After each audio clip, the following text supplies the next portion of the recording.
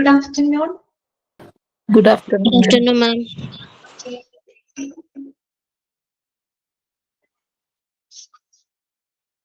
Okay, Nandini, good afternoon. Archana.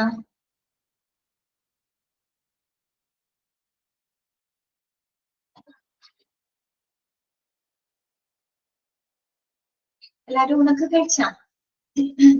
ഫുഡൊക്കെ കഴിഞ്ഞ എല്ലാവരുടെ? Okay, good afternoon Naseena, good afternoon.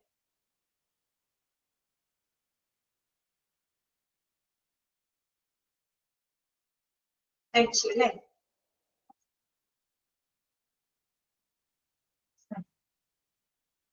Okay,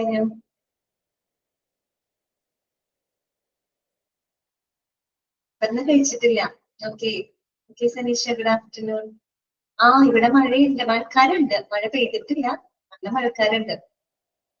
രാത്രി പെയ്യുന്നുണ്ട്. ഇപ്പൊ ഇന്ന് വൈകിട്ട് നല്ല മഴയാണല്ലോ. ഇന്നത്തെ ന്യൂസിൽ പറയണ കേട്ടു, ട്രിവാൻഡ്രം തൊട്ട് തൃശ്ശൂര് വരെ പരക്കെ മഴയായിരിക്കും. പക്ഷെ രാത്രി മഴ പെയ്യുന്ന പിന്നെ സുഖമായിട്ട് കിടന്നുറങ്ങാറ്. പകല് മഴ പെയ്യുമ്പോ ബുദ്ധിമുട്ടാണ് നമുക്ക് അങ്ങോട്ടും ഇങ്ങോട്ട് പോവാനൊക്കെ. ഡ്രസ് ഉണങ്ങൂല. അതന്നെ, ഡ്രസ് ഉണങ്ങൂല. പിന്നെ നല്ല പാടല്ലേ പോവാനായിട്ട്. മഴയത്ത് പോകാൻ ഭയങ്കര ബുദ്ധിമുട്ടാണ്. പക്ഷെ ഇപ്പൊ എനിക്ക് തോന്നുന്നു കേരളത്തിൽ ഇപ്പൊ മിക്കപ്പോഴും മഴയാണല്ലേ. മറ്റേന്ന് പറയുമ്പോ ഒരു സീസണൽ ഇതുണ്ടായിരുന്നുള്ളൂ അല്ലെ, ജൂൺ ജൂലൈ അല്ലെങ്കിൽ അങ്ങനെയൊക്കെ. ആണോ? ആദ്യത്തെ അവിടെ മഴ പെയ്യുന്നുണ്ട് അല്ലെ. Okay okay.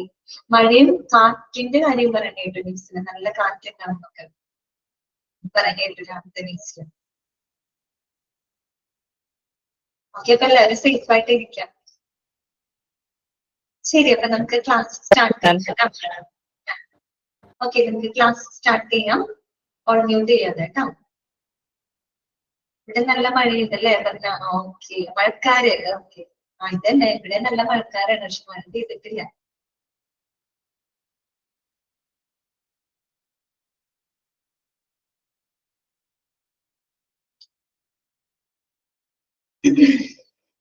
നമ്മള് കഴിഞ്ഞ ദിവസം നമ്മൾ പഠിച്ചത് പുതിയൊരു ചാപ്റ്റർ നമ്മൾ തുടങ്ങി അല്ലെ. മെഡിക്കൽ റെക്കോർഡ്സ് എന്ന് പറയുന്ന പുതിയൊരു ചാപ്റ്റർ നമ്മൾ സ്റ്റാർട്ട് ചെയ്തിട്ടുണ്ടായിരുന്നു. അപ്പൊ നമ്മള് മെഡിക്കൽ റെക്കോർഡ് എന്താണെന്ന് നമ്മൾ പഠിച്ചു അല്ലെ. പിന്നെ മെഡിക്കൽ റെക്കോർഡ് എന്ന് പറഞ്ഞാല് അതൊരു ലീഗൽ റെക്കോർഡാണ് എന്നൊക്കെ ഓർത്ത് വെക്കാം കേട്ടോ. പിന്നെ നമ്മള് എന്താണ് സ്റ്റാൻഡേർഡ്സ് അല്ലെ. സ്റ്റാൻഡേർഡ് എന്ന് പറഞ്ഞാൽ നമ്മൾ പറഞ്ഞിരുന്നു, അതായത് ഒരു സർവീസ് അല്ലെ, ഈ പറയുന്ന മെഡിക്കൽ റെക്കോർഡിന്റെ അത്തരം സേവനങ്ങളുമായിട്ട് ബന്ധപ്പെട്ട അതിന്റെ ക്വാളിറ്റിയും അതുപോലെ തന്നെ ക്വാണ്ടിറ്റി മെഷർ ചെയ്യാനായിട്ട് ഒരു എക്സ്പെർട്ട് അതോറിറ്റി മുന്നോട്ട് വെച്ചിട്ടുള്ള എന്താണ് റൂൾസ് ആൻഡ് റെഗുലേഷൻസ് അല്ലെങ്കിൽ ഗൈഡ് ലൈൻസ്, അതിനെയാണ് നമ്മള് സ്റ്റാൻഡേർഡ് എന്ന് പറയുന്നത് അല്ലെ. അപ്പൊ ഇത്തരം സ്റ്റാൻഡേർഡുകൾ കൃത്യമായിട്ട് പാലിച്ചിരിക്കണം അല്ലെ, നിർബന്ധമാണ്. പാലിച്ചെങ്കിൽ മാത്രമാണ് അക്രഡിറ്റേഷനും അതുപോലെ തന്നെ ലൈസൻസിങ്ങും പിന്നെ അവർ കൊടുക്കുന്ന സേവനങ്ങൾക്ക് ശരിയായിട്ടുള്ള പേയ്മെന്റുകളും ലഭിക്കുള്ളൂ അല്ലെ. അപ്പൊ ഹോസ്പിറ്റലുകൾ എന്നൊക്കെ പറയുമ്പോൾ നമ്മൾ എത്തിക്സ് ആൻഡ് ലീഗൽ ഇഷ്യൂസ് പഠിച്ചപ്പോൾ നമുക്കറിയാം അല്ലെ. അതായത് എല്ലാവിധ സ്റ്റേറ്റ് ഫെഡറൽ റൂൾസ് ആൻഡ് റെഗുലേഷൻസിനൊക്കെ വിധേയമായിട്ടാണ് എന്ത് ഹോസ്പിറ്റലുകൾ പ്രവർത്തിക്കേണ്ടത്. അത്തരം റൂൾസ് ആൻഡ് റെഗുലേഷൻസുകളൊക്കെ പാലിച്ചില്ല എന്നുണ്ടെങ്കിൽ ഹോസ്പിറ്റലിന് ലൈസൻസും ഉണ്ടാവില്ല, അക്രഡിറ്റേഷനും ഒന്നും ഉണ്ടാവില്ല.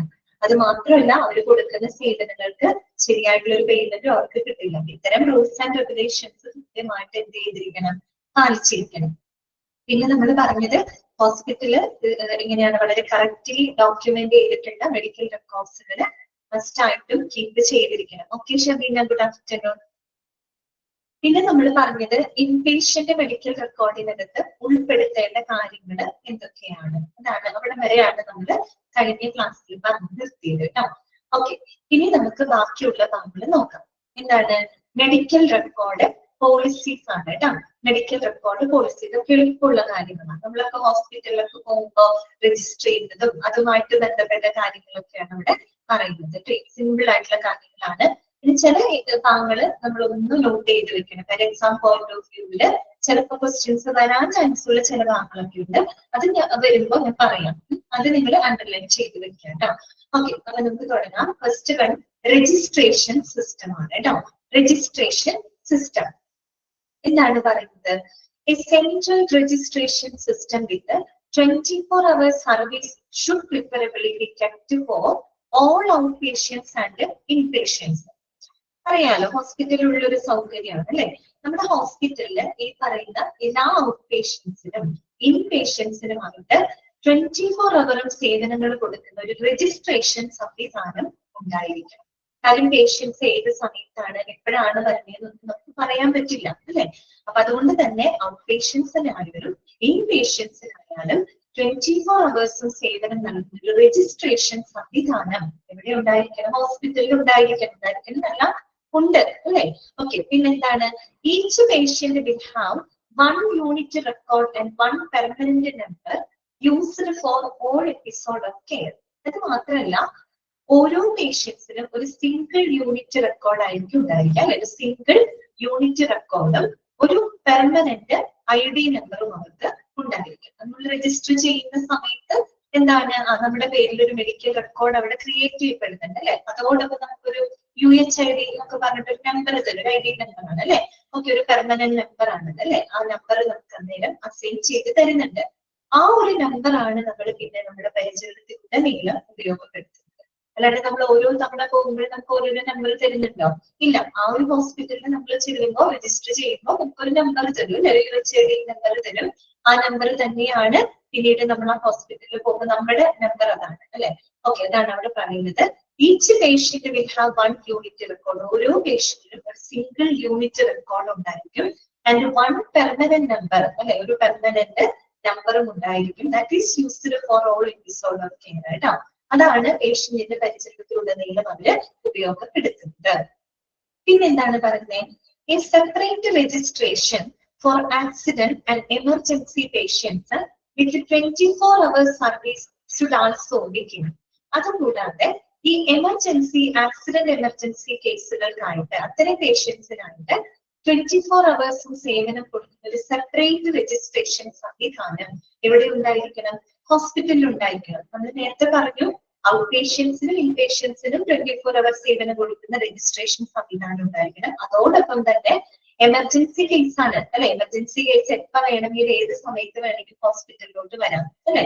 അപ്പൊ അങ്ങനെയുള്ള കേസുകൾ നമുക്ക് അധിക സമയം അവിടെ ഹോൾഡ് ചെയ്ത് വെക്കാൻ പറ്റില്ല. എമർജൻസി കേസൊക്കെ ആണെങ്കിൽ പെട്ടെന്ന് തന്നെ നമുക്ക് അവർക്ക് ട്രീറ്റ്മെന്റും കാര്യങ്ങളൊക്കെ കൊടുക്കേണ്ടി വരും അല്ലെ. അപ്പൊ അതുകൊണ്ട് തന്നെ അതിന്റെ ഒരു സൗകര്യത്തിന് വേണ്ടിയിട്ട് ആക്സിഡന്റ് എമർജൻസി പേഷ്യൻസിനായിട്ട് പ്രത്യേകം ഇതുപോലെ തന്നെ 24 ഹവർ സേവനം കൊടുക്കുന്ന ഒരു സെപ്പറേറ്റ് ആയിട്ട് ഒരു രജിസ്ട്രേഷൻ സംവിധാനം ഉണ്ടായിരിക്കും. ഇത്രയേ ഉള്ളൂ കാര്യം. എന്നിട്ട് വേറെ കാര്യങ്ങളൊന്നും ഇല്ല കേട്ടോ. ഓക്കെ, നെക്സ്റ്റ് വരുന്നതാണ് numbering system. In medical record numbering സിസ്റ്റത്തിനെ പറ്റിയിട്ടാണ് അവിടെ പറയുന്നത്. 6 digit numbers are normally used for out patients and inpatients. 6 digit number എന്നുള്ളത് നിങ്ങളൊന്ന് അണ്ടർലൈൻ ചെയ്ത് വെക്കാം കേട്ടോ. ചോദിച്ചിട്ടുണ്ട് എത്ര ഡിജിറ്റ് നമ്പർ ആണ്? 2 ഡിജിറ്റ് ആണോ അത് 3 or 4 ഡിജിറ്റ് ആണോ എന്നൊക്കെ ചോദിച്ചിട്ടുണ്ട്. അപ്പൊ എന്താണ്?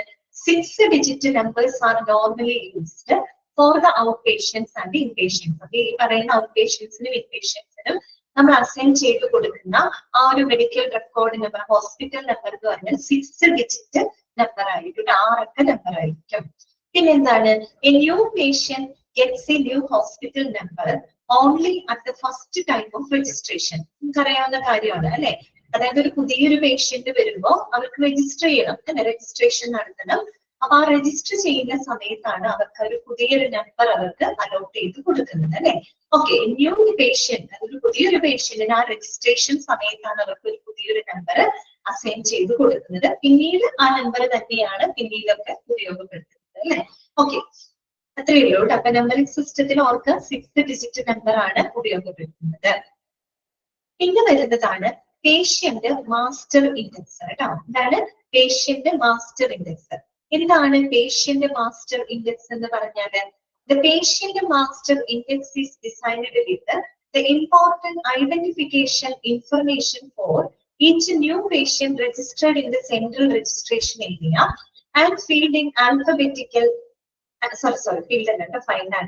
and filed in alphabetical order in the manual system and electronically through computer. Okay, എന്താണ് പേഷ്യന്റ് മാസ്റ്റർ ഇൻഡെക്സ് എന്ന് പറയുന്നത്? അത് വന്നിട്ട് ഒരു പേഷ്യന്റിന്റെ, അതായത് നമുക്കറിയാം രജിസ്ട്രേഷൻ ഏരിയയിൽ രജിസ്റ്റർ ചെയ്യുന്ന പേഷ്യൻസിന്റെ ഏറ്റവും ഇമ്പോർട്ടന്റ് ആയിട്ടുള്ള അവരുടെ ഐഡന്റിഫിക്കേഷൻ വിവരങ്ങൾ ഉൾപ്പെടുത്തിക്കൊണ്ട് തയ്യാറാക്കുന്ന ഒന്നാണ് പേഷ്യന്റ് മാസ്റ്റർ ഇൻഡെക്സ് എന്ന് പറയുന്നത്. ഓക്കെ, അപ്പൊ നമ്മൾ രജിസ്റ്റർ ചെയ്യുമ്പോൾ നമ്മൾക്ക് ഒരു രജിസ്ട്രേഷൻ ഫോം ഒക്കെ തരും ഹോസ്പിറ്റലിലെ, നമ്മളത് ഫില്ല് ചെയ്ത് കൊടുക്കും അല്ലെ. ഇത് ഫില്ല് ചെയ്ത് കൊടുക്കുക. അതിലൊക്കെ നമ്മളെ എന്താണ് ചോദിക്കുന്നത്?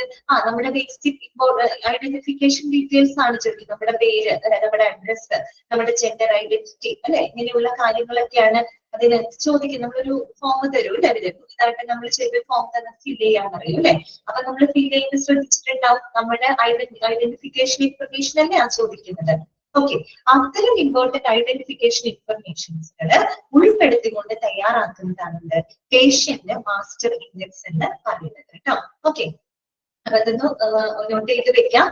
ചിലപ്പോൾ ചോദിക്കാം, that is designed with the important identification information for new patient registered in the central registration area. എന്താണ് ഉത്തരം? പേഷ്യന്റ് മാസ്റ്റർ ഇൻഡെക്സ് ആണ് കേട്ടോ. ഓക്കെ, എന്നിട്ടോ and filed in alphabetical order in the manual system. Manual സിസ്റ്റത്തിലാണെങ്കിൽ അത് alphabetical order, manual system എന്ന് വെച്ചാൽ manually ആണ് അത് ഫയൽ ചെയ്ത് വെക്കുന്നതെങ്കിൽ സ്റ്റാഫുകൾ നമ്മൾ സാധാരണ മീൻസ് കമ്പ്യൂട്ടറൈസ്ഡ് അല്ലാതെ നമ്മൾ ഫയൽ ചെയ്ത് വെക്കുക. മാനുവൽ സിസ്റ്റം ഫയലിംഗ് ആണെങ്കിൽ അത് ആൽഫബറ്റിക്കൽ ഓർഡറിൽ അത് ഫയൽ ചെയ്ത് വെക്കുന്നു. ആൻഡ് ഇലക്ട്രോണിക്കലി ത്രൂ കമ്പ്യൂട്ടർ, അതുകൂടാതെ ഇലക്ട്രോണിക്കലി ആണെങ്കിൽ നമ്മൾ കമ്പ്യൂട്ടർ നമ്മുടെ സിസ്റ്റത്തിനകത്ത് അത് എന്ത് ചെയ്ത് വെക്കും? സ്റ്റോർ ചെയ്ത് വെക്കും. ശരിക്കും പറഞ്ഞാല് പേഷ്യന്റ് മാസ്റ്റർ ഇൻഡെക്സ് എന്ന് പറയുന്നത് ഇന്നിപ്പോ നമുക്കറിയാം പണ്ടത്തെ പോലെയല്ല. പണ്ട് എന്ന് പറയുമ്പോൾ കൂടുതൽ ഫയലുകൾ, പേപ്പർ റെക്കോർഡുകൾ അങ്ങനെയൊക്കെയാണ്. പക്ഷെ ഇന്ന് എന്താണ്, അതൊക്കെ മാറി. ഇന്ന് അധികം കൂടുതൽ ഇലക്ട്രോണിക് ഹെൽത്ത് റെക്കോർഡുകൾ അല്ലെ. ഇത് നമുക്കറിയാം ഈ പറയുന്ന പോലെ ഹോസ്പിറ്റൽ ഇൻഫർമേഷൻ സിസ്റ്റംസ് ആണ് അല്ലെ, കമ്പ്യൂട്ടറൈസ്ഡ് സംവിധാനങ്ങളിലൂടെയാണല്ലേ ഇന്നിപ്പോ നമ്മുടെ ഹോസ്പിറ്റലിലെ പ്രവർത്തനങ്ങളൊക്കെ നടക്കുന്നത്. എല്ലാം സിസ്റ്റം വൈസ്ഡ് ആയി കഴിഞ്ഞു അല്ലെ. അപ്പൊ അതുകൊണ്ട് തന്നെ ഈ പേഷ്യന്റ് മാസ്റ്റർ ഇൻഡെക്സ് എന്ന് പറയുന്നത് ഒരു ഫീച്ചറാണ്. ശരിക്കും നമ്മൾ ഉപയോഗിക്കുന്ന കമ്പ്യൂട്ടറൈസ്ഡ് സംവിധാനങ്ങളിലൊക്കെ ഉള്ള ഒരു ഫീച്ചറാണ്. ഫീച്ചറിന്റെ ഒരു ഗുണം എന്താണെന്ന് വെച്ചാല് നമ്മൾ ഒറ്റ തവണ പേഷ്യന്റിന്റെ വിവരങ്ങൾ ഫീഡ് ചെയ്താൽ മതി, ഒരേ ഒരു തവണ ഫീഡ് ചെയ്താൽ മതി. പിന്നെ അത് ഓട്ടോമാറ്റിക്കലി മറ്റു പല ഡാറ്റാബേസ് സിസ്റ്റങ്ങളുമായിട്ട് ഓട്ടോമാറ്റിക് എന്തായിട്ടുണ്ടാവും? കണക്റ്റഡ് ആയിട്ടുണ്ടാവും. മനസ്സിലായോ? അതായത് നമ്മളിപ്പോ ഒരു ഹോസ്പിറ്റലിൽ പോകുമ്പോൾ നമ്മുടെ ഡീറ്റെയിൽസ് എടുക്കുന്നു. പേഷ്യന്റ് മാസ്റ്റർ ഇൻഡെക്സ് എന്ന് പറയുന്ന ഫീച്ചർ ആണത്. അപ്പൊ അതിൽ നമ്മുടെ ഡീറ്റെയിൽസ് ഒക്കെ എൻറ്റർ ചെയ്ത് കഴിഞ്ഞാൽ വൺസ് അത് എൻറ്റർ ചെയ്താൽ മതി.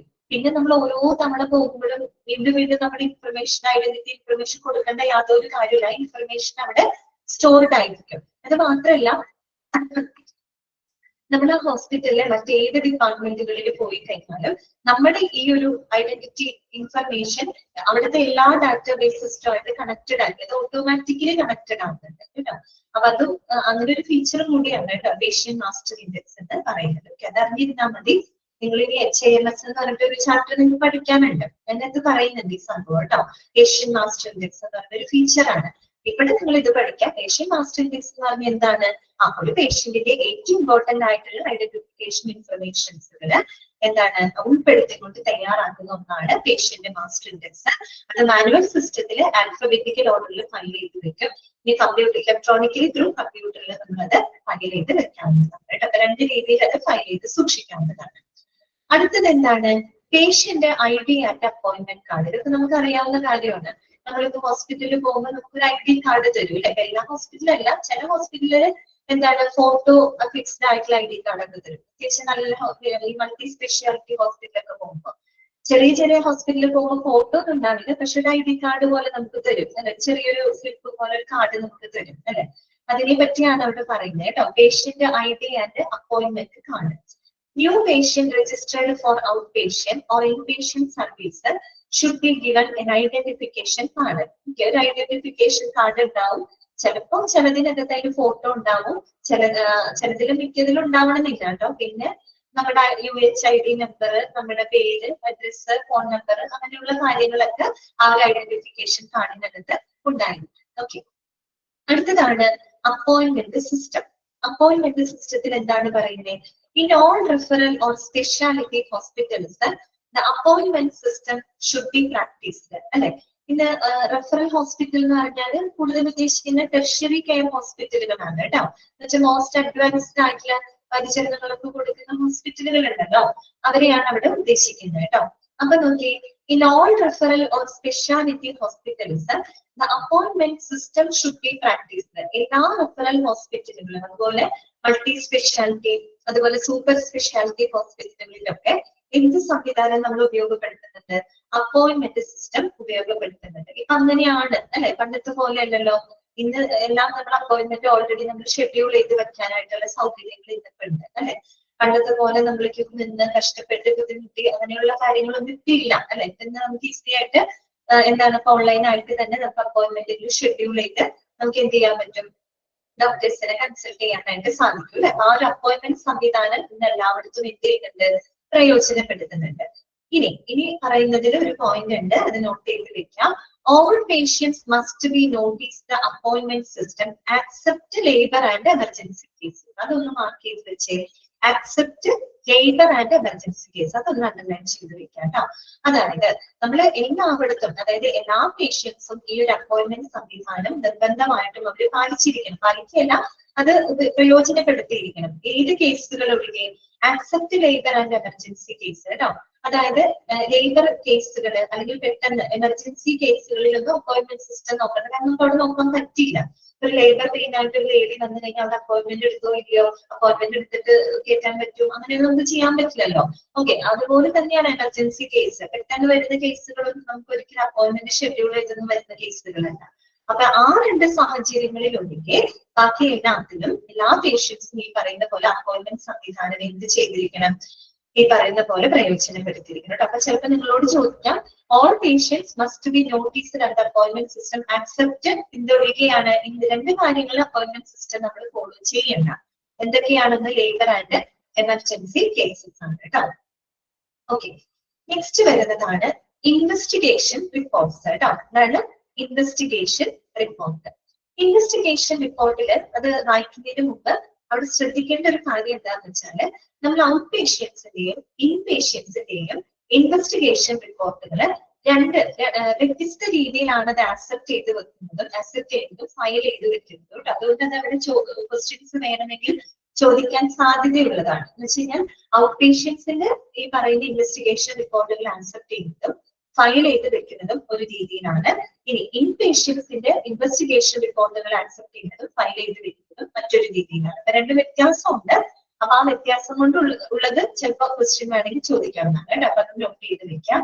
ശ്രദ്ധിക്കാം, diagnostic reports of out patients that should be accepted and scaled by the medical record department in the specific patient record. Full underline ചെയ്ത് വെക്കാം കേട്ടോ. അതായത് ഡയഗ്നോസ്റ്റിക് റിപ്പോർട്ട്സ് ഓഫ് ആരുടെയാണ്? ഔട്ട് പേഷ്യൻസ് അല്ലെ. ഔട്ട് പേഷ്യൻസിന്റെ ഡയഗ്നോസ്റ്റിക് റിപ്പോർട്ട് അഥവാ investigation report അത് accept ചെയ്യുന്നതും സ്കെയിൽഡ് എന്ന് പറഞ്ഞാൽ എന്താണ്? ഫയലിംഗ് ആൻഡ് ഓർഗനൈസിംഗ് എന്നാണ് കേട്ടോ. ഫയൽ ചെയ്ത് വെക്കാം. ഫയലിംഗ് ആൻഡ് ഓർഗനൈസിംഗ്, അതിനെയാണ് നമ്മൾ സ്കെയിൽഡ് എന്ന് പറയുന്നത് കേട്ടോ. ഓക്കെ, അപ്പൊ ഔട്ട് പേഷ്യൻസിന്റെ ഡയഗ്നോസ്റ്റിക് റിപ്പോർട്ടുകൾ ആക്സെപ്റ്റ് ചെയ്യുന്നതും അത് ഫയൽ ചെയ്ത് ഓർഗനൈസ് ചെയ്യുന്നതും ആരാണ് നോക്കിയേ? മെഡിക്കൽ റെക്കോർഡ് ഡിപ്പാർട്ട്മെന്റ്, MRD അല്ലെ. മെഡിക്കൽ റെക്കോർഡ് ഡിപ്പാർട്ട്മെന്റ് ആണത് ചെയ്യുന്നത്.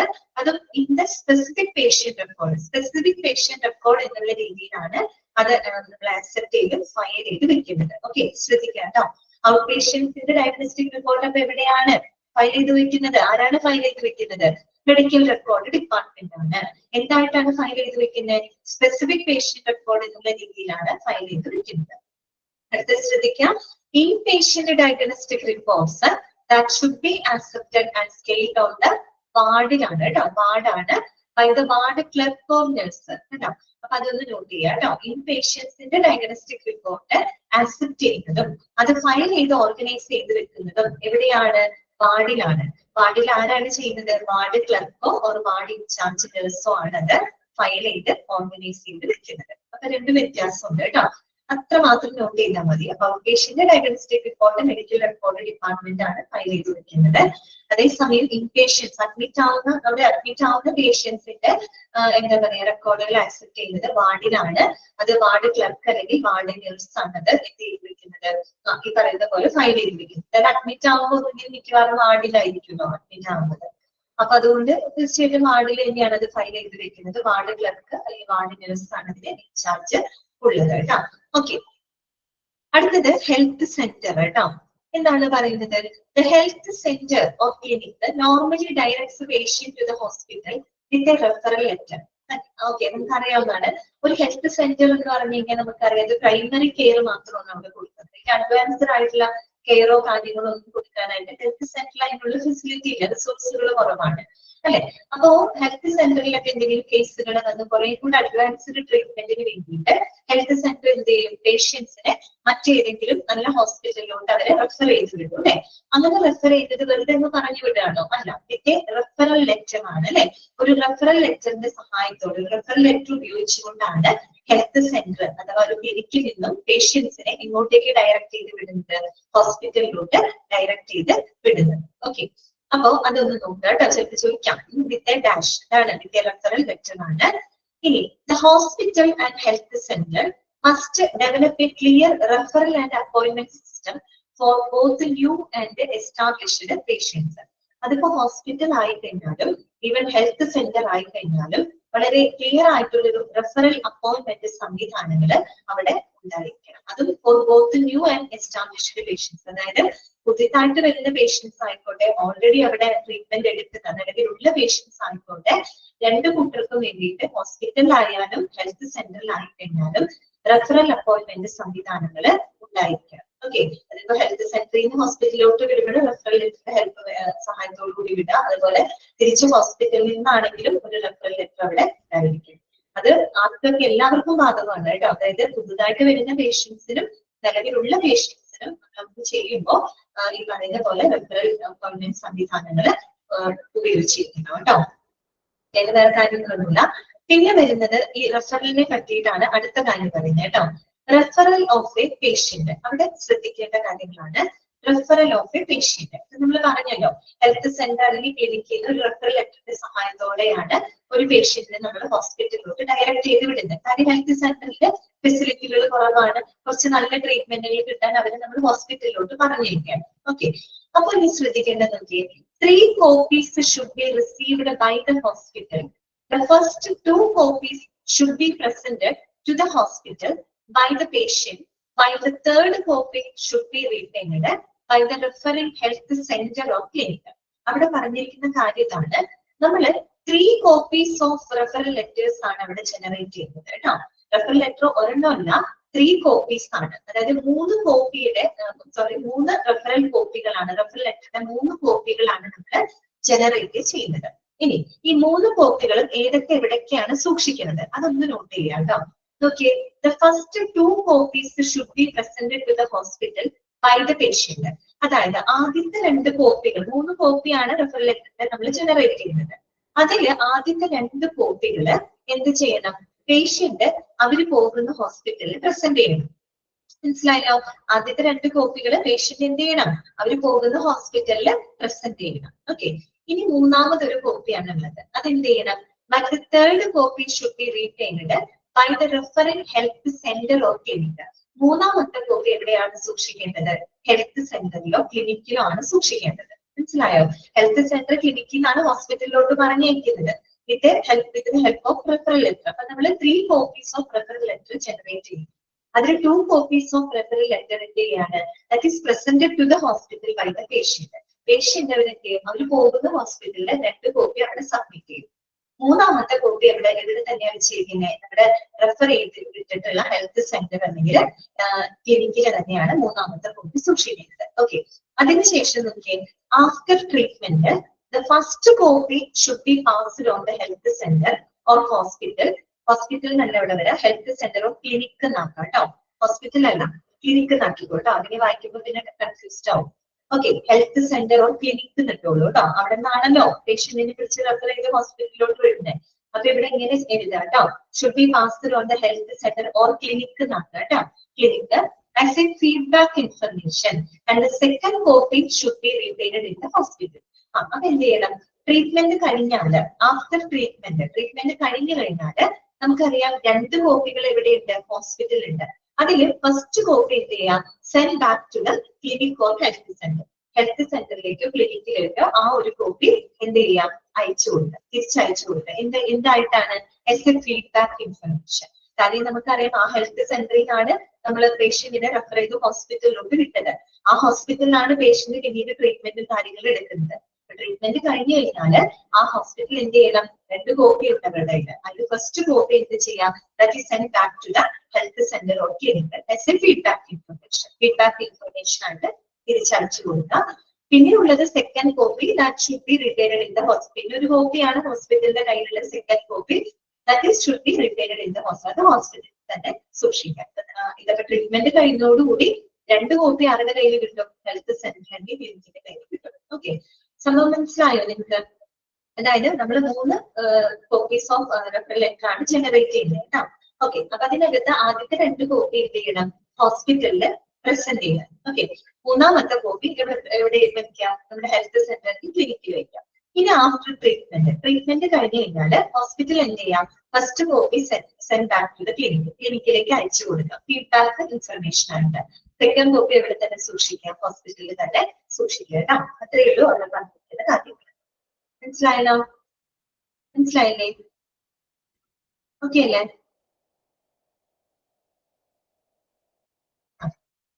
അടുത്തത് കേട്ടോ, നെക്സ്റ്റ് വരുന്നത് ഔട്ട് പേഷ്യന്റ് ക്ലിനിക്സ് ആണ്. ഔട്ട് പേഷ്യന്റ് ക്ലിനിക്സിൽ എന്താ പറയുന്നത്, the names of all outpatient clinics with the names of clinic chiefs in the hospital should be revealed in the main entrance of the outpatient department. അവിടെ full stop ചെയ്യാം കേട്ടോ, പിന്നെ sentence വേണ്ട അവിടെ. ആ മറ്റ് വീണ്ടും ആ സെന്റൻസ് തന്നെ റിപ്പീറ്റ് ചെയ്ത് കാണിക്കുന്നത്. And in each clinic the name of the chief consultant should also be revealed. അത് തന്നെയാണ് ആദ്യത്തെ സെന്റൻസിൽ പറഞ്ഞിരിക്കുന്നത് കേട്ടോ. അപ്പൊ ഔട്ട് പേഷ്യന്റ് ഡിപ്പാർട്ട്മെന്റ് അവിടെ ഫുൾ സ്റ്റോപ്പ് ചെയ്തോളൂ, അത്രയേ ഉള്ളൂ അവിടെ.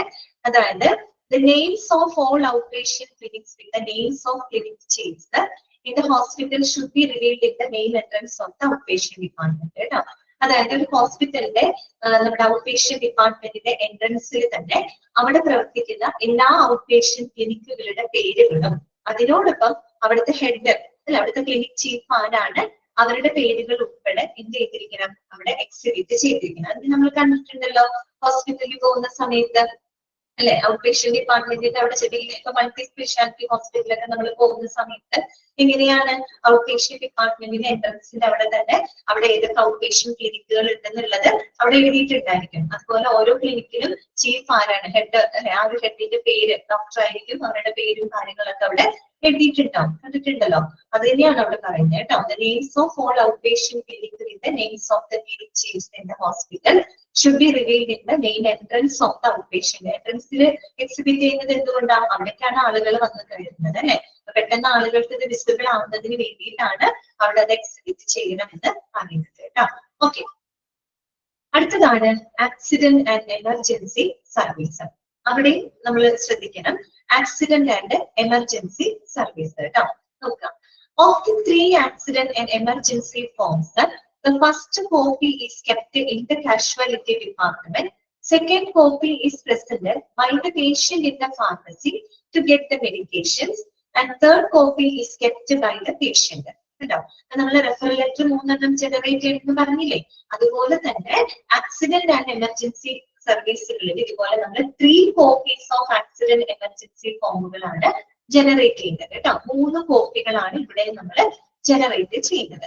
ഇനി ഓരോ കോപ്പികൾ എവിടേക്കാണ് എങ്ങനെയൊക്കെയാണ് സൂക്ഷിക്കുന്നത് നോക്കാം. First copy is kept in the casualty department. First copy എവിടെ സൂക്ഷിക്കാം, കാഷ്വാലിറ്റി ഡിപ്പാർട്ട്മെന്റ്. അത് തന്നെയാണ് എന്ത് ആക്സിഡന്റ് ആൻഡ് എമർജൻസി ഡിപ്പാർട്ട്മെന്റ് എന്ന് പറയുന്നത് അല്ലെ. അപ്പൊ ആ കാഷ്വാലിറ്റി ഡിപ്പാർട്ട്മെന്റില് ഫസ്റ്റ് കോപ്പി അവിടെ കീപ്പ് ചെയ്യാം. ഓക്കെ, അടുത്തെന്താണ്, second copy is presented by the patient in the pharmacy to get the medication. രണ്ടാമത്തെ കോപ്പി പേഷ്യന്റ് എന്ത് ചെയ്യണം, ഫാർമസിയിൽ സബ്മിറ്റ് ചെയ്യണം. ഇതിന് വേണ്ടിയിട്ടാണ് ടു ഗെറ്റ് ദ മെഡിക്കേഷൻസ് അല്ലെ, മരുന്നുകൾ ലഭിക്കാൻ വേണ്ടിയിട്ട് എന്ത് ചെയ്യണം, സെക്കൻഡ് കോപ്പി പേഷ്യന്റ് ഫാർമസിയിൽ സബ്മിറ്റ് ചെയ്യണം. ഇനി ഒരു കോപ്പി ഉണ്ട് അല്ലെ, അത് എന്ത് ചെയ്യണം, third copy is kept by the patient. 3ാമത്തെ കോപ്പി പേഷ്യന്റിന് എന്ത് ചെയ്യാം, അവരുടെ കയ്യിൽ സൂക്ഷിക്കാം. മനസ്സിലായോ? അപ്പൊ 3 ഫോംസ് ജനറേറ്റ് ചെയ്യുന്നു. First copy kept in the casualty department. Second copy is presented to the pharmacy by the patient. ഇതിന് വേണ്ടിയിട്ടാണ് to get the medication. And third copy is kept by the patient. അല്ലെ, പേഷ്യന്റിന്റെ കയ്യിൽ സൂക്ഷിക്കാം. ഇത്രയൊക്കെ ആണല്ലോ. ഇനി നോക്കാം, the second and third copies. First copy എവിടെയുണ്ട്, കാഷ്വാലിറ്റിയിലുണ്ട്, അതവിടെ ഇരിക്കട്ടെ. സെക്കൻഡും തേർഡിന്റെ കാര്യമാണ് പറയുന്നത്. Second and third copies become the part of the main patient file if this patient is submitted to either an outpatient or inpatient service. അപ്പൊ ഈ ഒരു patient outpatient means inpatient ആയിട്ട് അല്ലെങ്കിൽ ഹോസ്പിറ്റലിൽ വരുന്ന സമയത്ത് ഈ സെക്കൻഡും തേർഡും കോപ്പീസ് എന്തായിട്ട് മാറും? ആ പേഷ്യന്റിന്റെ ഫയലിന്റെ ഭാഗമായിട്ട് മാറും. പക്ഷെ പേഷ്യന്റിന്റെ മെഡിക്കൽ റെക്കോർഡിനകത്ത് നമ്മളത് എന്ത് ചെയ്യുന്നുണ്ട്? ഉൾപ്പെടുത്തുന്നുണ്ട് കേട്ടോ. ആ 2 കോപ്പികൾ ഉൾപ്പെടുത്തുന്നുണ്ട്. ഇനി first copy is returned by the casualty department. First copy എവിടെ തന്നെയാണ്? കാഷ്വാലിറ്റി ഡിപ്പാർട്ട്മെന്റിലാണ്. ഇനി നോക്കിയേ, if a patient has a unit record in the hospital and the casualty medical officer wants to inspect, the medical record department should pass on the record to him. എന്താണ് അവിടെ പറഞ്ഞിരിക്കുന്നത്? അതായത് ഇപ്പൊ ഒരു ഹോസ്പിറ്റലില് രോഗിക്ക് ഒരു യൂണിറ്റ് റെക്കോർഡ് ഉണ്ടെന്ന് ഇരിക്കട്ടെ. അതെന്താ റെക്കോർഡ് ഉണ്ടെന്ന് പറയുന്നത്? അതായത് ഇപ്പോ ഒരു പേഷ്യന്റ് ആള് ആ ഹോസ്പിറ്റലിൽ വരുന്ന ഒരു വ്യക്തിയാണ്, ആ ഹോസ്പിറ്റലിലാണ് വരാറുള്ളത്. അപ്പൊ എന്തായിരിക്കും? ആ പേഷ്യന്റിന് ഒരു മെഡിക്കൽ റെക്കോർഡ് ഉണ്ടാവുമല്ലോ. ആ ഒരു ഹോസ്പിറ്റലിൽ ആ ഒരു പേഷ്യന്റിന് അവരുടെ ആ ഒരു മെഡിക്കൽ റെക്കോർഡ് ഉണ്ടായിരിക്കും. ഇനി ഈ പേഷ്യന്റിന് എന്തെങ്കിലും ഒരു ആക്സിഡന്റ് സംഭവിച്ചിട്ടോ അല്ലെങ്കിൽ എന്തെങ്കിലും ഒരു എമർജൻസി ഇഷ്യൂ ആയിട്ട് വരുമ്പോ അവര് അതേ ഹോസ്പിറ്റലിലേക്ക് തന്നെയാണ് കൊണ്ടുവരുന്നത്. സ്വാഭാവികമായിട്ട് ഓൾറെഡി അയാൾ ആ ഹോസ്പിറ്റലിൽ കാണുന്ന ആളാണ്, അയാൾക്ക് അവിടെ ഓൾറെഡി റെക്കോർഡ് ഉണ്ട്. ഓക്കെ, അവിടേക്ക് തന്നെയാണ് അയാൾ കൊണ്ടുവരുന്നത്. അങ്ങനെയാണെങ്കിൽ അയാളുടെ പിന്നീട് പുതിയ റെക്കോർഡിന്റെ ആവശ്യമില്ല, റെക്കോർഡ് അയാൾക്ക് അവിടെ ഉണ്ട്. അങ്ങനെയുള്ള കേസാണ് പറയുന്നത്. If a patient has the unit record in the hospital, the patient is already ഇവിടെ റെക്കോർഡ് ഉള്ള ഒരു പേഷ്യന്റ് ആണെങ്കിൽ അപ്പൊ എന്താണ്? The casualty medical officer wants to inspect. അപ്പൊ കാഷ്വാലിറ്റി മെഡിക്കൽ ഓഫീസർക്ക് ഒരു പക്ഷെ അവരുടെ റെക്കോർഡ് ഇൻസ്പെക്ട് ചെയ്യേണ്ടതായിട്ട് പരിശോധിക്കേണ്ടതായിട്ട് വന്നു കഴിഞ്ഞാൽ ആരാണ് അത് കൊടുക്കേണ്ടത്? Medical record department should pass on the record to him. Medical record department ആണ് അവരുടെ റെക്കോർഡ് ആർക്ക് കൊടുക്കേണ്ടത്? കാഷ്വാലിറ്റി ഓഫീസർക്ക് കൊടുക്കേണ്ടത്. പറഞ്ഞ് മനസ്സിലായല്ലോ? അതായത് പേഷ്യന്റിന് ഓൾറെഡി ആ ഹോസ്പിറ്റലിൽ റെക്കോർഡ് ഉള്ള ഒരു പേഷ്യന്റ് ആണ്, അയാളൊരു എമർജൻസി ആയിട്ട് അതേ ഹോസ്പിറ്റലിൽ കൊണ്ടുവരുമ്പോ കാഷ്വാലിറ്റിയിലേക്ക് കൊണ്ടുവരുമ്പോ കാഷ്വാലിറ്റി മെഡിക്കൽ ഓഫീസറായിട്ട് മെഡിക്കൽ റെക്കോർഡ് പരിശോധിക്കാൻ ആവശ്യപ്പെടുകയാണെങ്കിൽ ആരാണ് കൊടുക്കുന്ന റെക്കോർഡ്? Medical record department. കാര്യം അവരുടെ പരിപാടി ഇതാണ്. മെഡിക്കൽ റെക്കോർഡ്സിന്റെ മെയിന്റനൻസ് ചെയ്യുന്നത് MRB ഡിപ്പാർട്ട്മെന്റ് ആണ്. അപ്പൊ ആ ഡിപ്പാർട്ട്മെന്റ് ആ റെക്കോർഡ് പാസ് ചെയ്യാം ഈ പറയുന്ന മെഡിക്കൽ ഓഫീസർക്ക്, കാഷ്വാലിറ്റി മെഡിക്കൽ ഓഫീസർക്ക് കൊടുക്കും. അടുത്തത്, all diagnostic investigation reports of a casualty patient are affixed to the casualty form. കേട്ടോ. അപ്പൊ ഈ ഒരു കാഷ്വാലിറ്റി പേഷ്യന്റുമായിട്ട് ബന്ധപ്പെട്ട എല്ലാ ഡയഗ്നോസ്റ്റിക് ഇൻവെസ്റ്റിഗേഷൻ റിപ്പോർട്ടുകളും അദ്ദേഹത്തിന്റെ ആ കാഷ്വാലിറ്റി ഫോമിന്റെ കൂടെ അഫിക്സ് ചെയ്യണം കേട്ടോ. കാഷ്വാലിറ്റി ഫോമിന്റെ കൂടെ അറ്റാച്ച് ചെയ്ത് വെക്കേണ്ടതാണ്. പിന്നെന്താണ്? The reports become the part of main patient file if a patient is referred as either an outpatient or inpatient. നേരത്തെ പറഞ്ഞ കാര്യമാണ്. ഈ പറയുന്ന എല്ലാ ഡയഗ്നോസ്റ്റിക് ഇൻവെസ്റ്റിഗേഷൻ റിപ്പോർട്ടുകളും എന്താണ്? ആ ഒരു വ്യക്തിയുടെ, ആ ഒരു രോഗിയുടെ മെഡിക്കൽ റെക്കോർഡിന്റെ ഭാഗമായിട്ട് മാറും. ഓക്കെ, എപ്പോഴാണ് അവരെ ഹോസ്പിറ്റൽ അഡ്മിറ്റ് ചെയ്യുമ്പോൾ, ഹോസ്പിറ്റൽ ട്രീറ്റ്മെന്റ് എടുക്കുമ്പോൾ ആ മെഡിക്കൽ റെക്കോർഡിന്റെ ഭാഗമായിട്ട് ഈ റിപ്പോർട്ടുകളൊക്കെ മാറും. റിപ്പോർട്ടുകളെല്ലാം ആ മെഡിക്കൽ റെക്കോർഡിനകത്ത് നമ്മൾ എന്ത് ചെയ്യുന്നുണ്ട്? ഉൾപ്പെടുത്തുന്നുണ്ട്. ഓക്കെ, ക്ലിയർ ആയോ? പറഞ്ഞത് മനസ്സിലായോ? ഓക്കെ, അടുത്തതാണ് അഡ്മിഷൻ ഓഫീസ് കേട്ടോ. അഡ്മിഷൻ ഓഫീസ് എന്താണ്? Admission office will be working around the clock and is responsible for, ഇതിനൊക്കെ റെസ്പോൺസിബിൾ ആണ് പേര് സൂചിപ്പിക്കുന്ന പോലെ, admission of patients, for the maintenance of the bed occupancy board and for the safe keeping of patients property if there is any absence of a patients relative. Admission ഓഫീസിന്റെ admission office എന്ന് പറഞ്ഞാൽ that will be in working around the clock കേട്ടോ. അത് around the clock എന്ന് പറഞ്ഞാൽ 24 ഹവറും പ്രവർത്തിക്കേണ്ട ഒരു എന്താ പറയാ ഓഫീസാണ് അല്ലെ അഡ്മിഷൻ ഓഫീസ് എന്ന് പറയുന്നത്. കാര്യം ഇതുപോലെ തന്നെ എപ്പോഴാണ് അഡ്മിഷൻ കേസുകൾ വരാന്ന് പറയാൻ പറ്റില്ല അല്ലെ. അപ്പൊ അതുകൊണ്ട് തന്നെ അഡ്മിഷൻ ഓഫീസ് എന്ന് പറയുന്നത് that will be working around the clock അല്ലെ. 24 അവർ പ്രവർത്തിക്കേണ്ട ഒരു വിഭാഗമാണ് അഡ്മിഷൻ ഓഫീസ് അല്ലെ. അഡ്മിഷൻ ഓഫീസിന്റെ റെസ്പോൺസിബിലിറ്റി എന്തൊക്കെയാണ്? ഒന്ന്, അഡ്മിഷൻ ഓഫ് പേഷ്യൻസിനെ അഡ്മിറ്റ് ചെയ്യാം. അതുപോലെ തന്നെ for the maintenance of bed occupancy board. എന്താണ് ഈ ബെഡ് ഒക്യുപ്പൻസി ബോർഡ് എന്ന് പറഞ്ഞു കഴിഞ്ഞാല്? ബെഡ് ഒക്യുപ്പൻസി ബോർഡ് എന്ന് പറഞ്ഞാൽ അതൊരു ടൂളാണ് അല്ലെ. അതൊരു ടൂൾ എന്ന് പറഞ്ഞു കഴിഞ്ഞാല് ഫോർ ട്രാക്കിംഗ് ആണ് അല്ലെ. ട്രാക്ക് ചെയ്യാൻ വേണ്ടിയിട്ടാണ് അല്ലെ. അതായത് ബെഡിന്റെ അവൈലബിലിറ്റി ട്രാക്ക് ചെയ്യുന്നതിന് വേണ്ടിയിട്ട് ഉപയോഗിക്കുന്ന എന്താണ് ഒരു ടൂളാണ് ബെഡ് ഒക്യുപ്പൻസി ബോർഡ് എന്ന് പറയുന്നത് അല്ലെ. To track and manage the bed availability അല്ലെ. ഒരു ഹോസ്പിറ്റലിലുള്ള ബെഡ് അവൈലബിലിറ്റിന്റെ മാനേജ് ചെയ്യാനും ട്രാക്ക് ചെയ്യാനായിട്ട് ഉപയോഗിക്കുന്ന ഒരു ടൂളാണ് എന്ത് ബെഡ് ഓക്യുപ്പൻസി ബോർഡ് എന്ന് പറയുന്നത്. So maintenance of the bed occupancy board എന്ന് പറഞ്ഞാൽ keeping the board up to date ആയിട്ട് വെക്കുക അല്ലെ. അതെങ്ങനെയാണ്?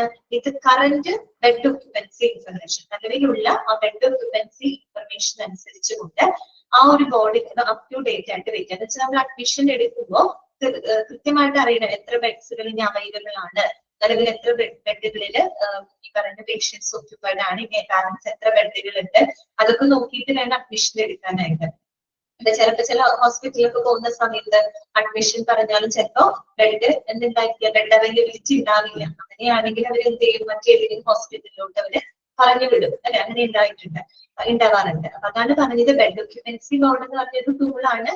അതെന്തിനു വേണ്ടിയിട്ട് ഉപയോഗിക്കുന്നത്? To track and manage the bed availability അല്ലെ.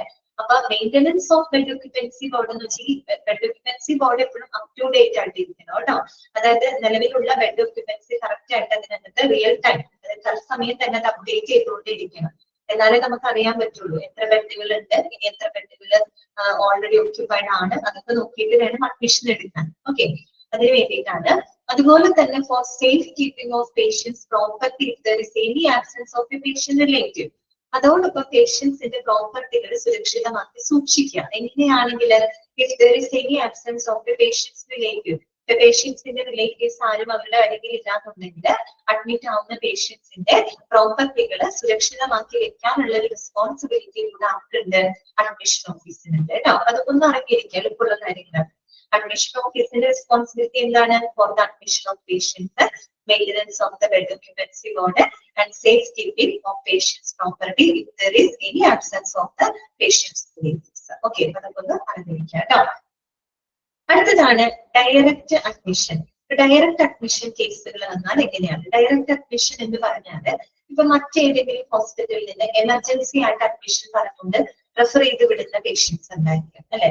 ഇപ്പോ ഒരു അഡ്മിഷൻ ആവശ്യമായിട്ടുള്ള ഒരു പേഷ്യന്റ് നമ്മുടെ ഒരു ഹോസ്പിറ്റലിൽ വരികയാണ്. പക്ഷെ ആ ഹോസ്പിറ്റലിൽ എന്തില്ല, ബെഡ് ഓക്യുപ്പൻസി ബെഡ് അവൈലബിലിറ്റി ഇല്ല. സ്വാഭാവികമായിട്ട് ആ പേഷ്യന്റ് എന്ത് ചെയ്യും, ഹോസ്പിറ്റലിൽ മറ്റേതെങ്കിലും ഹോസ്പിറ്റലിലേക്ക് റെഫർ ചെയ്ത് വിടും. ഡയറക്റ്റ് അഡ്മിഷൻ കൊടുത്തിട്ടാണ് വിടുന്നത്. അതായത് നേരെ ഹോസ്പിറ്റലിൽ പോവാൻ അഡ്മിഷൻ എടുക്കുക, ആ രീതിയിലുള്ള അങ്ങനെ ആയിരിക്കും വിടുന്നത്. ഓക്കെ, അപ്പൊ അത്തരം ഡയറക്റ്റ് അഡ്മിഷൻ കേസിനെ പറ്റിയിട്ടാണ് അവിടെ പറയുന്നത് കേട്ടോ. ഡയറക്റ്റ് അഡ്മിഷൻ ആണ്. അതായത് ദ വാർഡ് മാനേജർ ആരാണ്, അതൊന്ന് നോട്ട് ചെയ്യുക, ഇമ്പോർട്ടന്റ് ആണ്. The ward manager in charge is liable for registering the case in the admission office within 2 hours of the patients admission to the ward കേട്ടോ. ഈ direct admission case വന്നു കഴിഞ്ഞാൽ അത്തരം പേഷ്യൻസിനെ വാർഡില് പ്രവേശിപ്പിച്ച ഉടനെ തന്നെ അതും 2 മണിക്കൂറിനുള്ളിൽ അഡ്മിഷൻ ഓഫീസിൽ പോയി രജിസ്റ്റർ ചെയ്യണം. ആർക്കാണ് അതിന്റെ ലയബിലിറ്റി, ആർക്കാണ് അതിന്റെ റെസ്പോൺസിബിലിറ്റി? വാർഡ് മാനേജർക്കാണ് കേട്ടോ. അങ്ങനെ മനസ്സിലായോ? വാർഡ് മാനേജർക്കാണ്. അതായത് ഏതെങ്കിലും എമർജൻസി ആയിട്ട് ഡയറക്റ്റ് അഡ്മിഷനിൽ വരുന്ന ഒരു പേഷ്യന്റ് ആണ് ഇരിക്കട്ടെ, നമ്മുടെ ഹോസ്പിറ്റലിലേക്ക് ഡയറക്റ്റ് അഡ്മിഷൻ വരുന്ന ഒരു പേഷ്യന്റ് ആണ്. ആ പേഷ്യന്റിനെ നമ്മുടെ വാർഡിൽ അഡ്മിറ്റ് ചെയ്ത ഉടനെ തന്നെ ആ വാർഡിലേക്ക് അഡ്മിറ്റ് ചെയ്ത് 2 മണിക്കൂറിനുള്ളിൽ തന്നെ എന്ത് ചെയ്യണം? ഈ പറയുന്ന വാർഡ് മാനേജർ അഡ്മിഷൻ ഓഫീസിൽ പോയിട്ട് അത് രജിസ്റ്റർ ചെയ്തിരിക്കണം. സാധാരണഗതിയിൽ ഡയറക്റ്റ് അഡ്മിഷൻ ഇങ്ങനെയാണ് ചെയ്യുക. അല്ലാത്ത കേസിൽ നമ്മൾ അഡ്മിഷൻ ഓഫീസിൽ പോകുന്നു, അഡ്മിഷൻ എടുത്തിട്ട് അങ്ങനെയാണ് ആ ഒരു പ്രൊസീജിയർ പോകുന്നത്. പക്ഷെ ഇതിപ്പോ പെട്ടെന്ന് അഡ്മിഷൻ വരുന്ന കേസാണ്. ഡയറക്റ്റ് അഡ്മിഷൻ ഒക്കെ റെഫർ ചെയ്ത് വിടുന്ന സമയത്ത് നേരെ തന്നെ എന്ത് ചെയ്യും, വാർഡിലേക്ക് അവർ അഡ്മിറ്റ് ചെയ്യും. അഡ്മിറ്റ് ചെയ്ത് എത്ര സമയത്തിനുള്ളിൽ, ആ സമയമൊക്കെ ഒന്ന് നോട്ട് ചെയ്യാം കേട്ടോ. 2 hours ആണ്. ഇതിൽ 2 മണിക്കൂറിനുള്ളിൽ എന്ത് ചെയ്യണം, ആ കേസ് അഡ്മിഷൻ ഓഫീസിൽ പോയി രജിസ്റ്റർ ചെയ്യണം. ആ രജിസ്റ്റർ ചെയ്യാനുള്ള റെസ്പോൺസിബിലിറ്റി ആർക്കാണ്, അതും നോട്ട് ചെയ്യാം. ആർക്കാണ്? വാർഡ് മാനേജർക്കാണ് കേട്ടോ. വാർഡ് മാനേജർക്കാണ് അതിന്റെ റെസ്പോൺസിബിലിറ്റി ഉള്ളത്. വാർഡ് മാനേജർ ഇൻചാർജ്, വാർഡിന്റെ ഇൻചാർജ് ഉള്ള മാനേജർ ആരാണോ അദ്ദേഹമാണ് 2 മണിക്കൂറിനുള്ളിൽ ഓടിപ്പോയത് അഡ്മിഷൻ ഓഫീസിൽ ആ കേസ് രജിസ്റ്റർ ചെയ്തു കേട്ടോ. അത്രയും. ഇനി അടുത്തതാണ് അബ്സ്കോണ്ടഡ് പേഷ്യൻസ് ആണ് കേട്ടോ. അബ്സ്കോണ്ട് ചെയ്ത് പോവാന്ന് പറഞ്ഞാൽ എന്ത് ഉദ്ദേശിക്കുന്നത്? അബ്സ്കോണ്ട് ചെയ്ത് പോവാന്ന് പറഞ്ഞാൽ എന്താ? ഒളിച്ചോടി പോവാന്നൊക്കെ നമ്മൾ പറയില്ലേ. അതായത് ആരും കാണാതെയൊക്കെ പോകുന്ന ആളുകൾ, അങ്ങനെയുള്ള പേഷ്യൻസ് അല്ലെ. അവരുടെ കാര്യത്തില് എന്താണ് എന്ന് നോക്കാം കേട്ടോ. അബ്സ്കോണ്ടഡ് പേഷ്യൻസ് നോക്കാം. Information about absconded patients who ran away must be recorded in the patient's file with the details regarding the date and time the patient was found to be missing from the ward. അപ്പൊ എന്ത് ചെയ്യുന്നത് വെച്ചാല് ഇങ്ങനെ abscond ചെയ്ത് പോകുന്ന patients ഉണ്ടായിരിക്കും അല്ലെ. അത് ഹോസ്പിറ്റലിൽ ആരും കാണാതെയൊക്കെ ഓടി പോകുന്നൊക്കെ പേഷ്യൻസുകളാണെങ്കിൽ അവരുടെ ഡീറ്റെയിൽസുകൾ എന്ത് ചെയ്യണം, അവരുടെ റെക്കോർഡില് കൃത്യമായിട്ട് നമ്മൾ അവരുടെ ഡീറ്റെയിൽസുകൾ റെക്കോർഡ് ചെയ്ത് വെച്ചിരിക്കണം. അവരുടെ ആ ഫയലിനകത്ത് റെക്കോർഡ് ചെയ്ത് വെച്ചിരിക്കണം. അതായത് with details regarding the date and time the patient was found to be missing from the ward. അതായത് ആ ഒരു പേഷ്യന്റ് ആ വാർഡിൽ നിന്നും എപ്പോഴാണ് മിസ്സായത് അല്ലെ. മിസ്സായതെന്ന് വെച്ചാൽ നമ്മൾ നോക്കിയിരിക്കുകയല്ല, പക്ഷെ മിസ്സായതായിട്ട് നമ്മുടെ ശ്രദ്ധയിൽ പെടുന്ന ആ ഒരു ഡേറ്റും ടൈമും അതിൽ കൃത്യമായിട്ട് എന്ത് ചെയ്തിരിക്കണം, മെൻഷൻ ചെയ്തിരിക്കണം. മനസ്സിലായോ? അബ്സ്കോണ്ട് ചെയ്ത് പോകുന്ന പേഷ്യന്റിന്റെ ഡീറ്റെയിൽസ് എന്ത് ചെയ്യണം, മെഡിക്കൽ റെക്കോർഡിനകത്ത് അവരുടെ റെക്കോർഡിനകത്ത് രേഖപ്പെടുത്തിയിരിക്കണം. അബ്സ്കോണ്ടഡ് പേഷ്യന്റ് ആണ്, ഇന്ന സമയം ഇന്ന ദിവസം ഇന്ന സമയം തൊട്ട് ഇയാൾ ഇവിടെ നിന്ന് കാണാതായി എന്നുള്ള രീതിയിൽ റെക്കോർഡ് ചെയ്ത് വെച്ചിരിക്കുന്നു കേട്ടോ. Details regarding date and time the patient was found to be missing ward.